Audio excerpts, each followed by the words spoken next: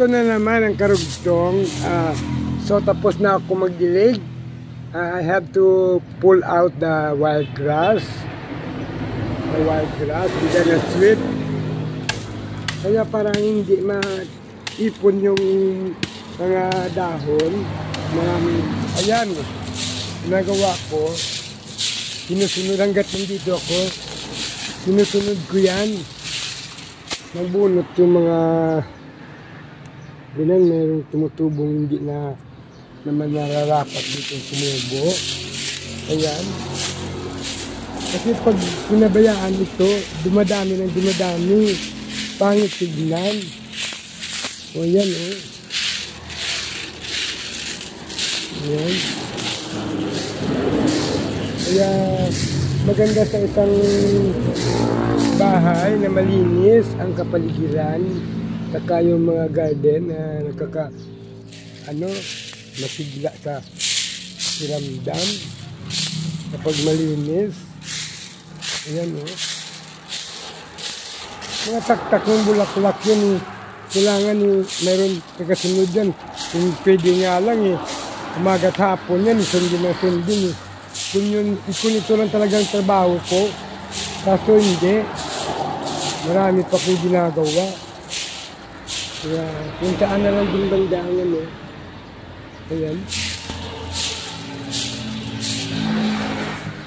Ito. Kasi malakas kasi yan magtaktak yung bulaklak yan. Ayan Kaya inawalis ko yung ang pangit tignan kasi pag may tao pumasok yung bisita, ano ba yan? Nakakahiya. Ang ganda ng bahay pero ang dumi ng lawn. Saka hindi ayos yung mga laman. Kailangan tanggalin ito, nakakaya sa mga bisita. Hindi lang sa bisita, simple kahit walang bisita, basta maganda ito.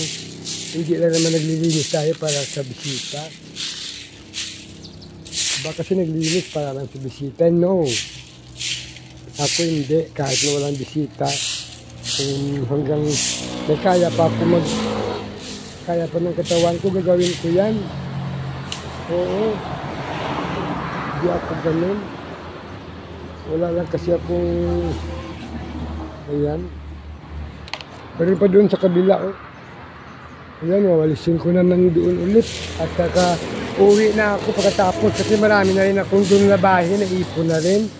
Kaya nahati-hati ko lang yung oras ko. Dito na naman, sabi lang naman niya, magdilig. Hindi ako makatiis na hindi ko ito tatanggalin yung mga dahon na ito.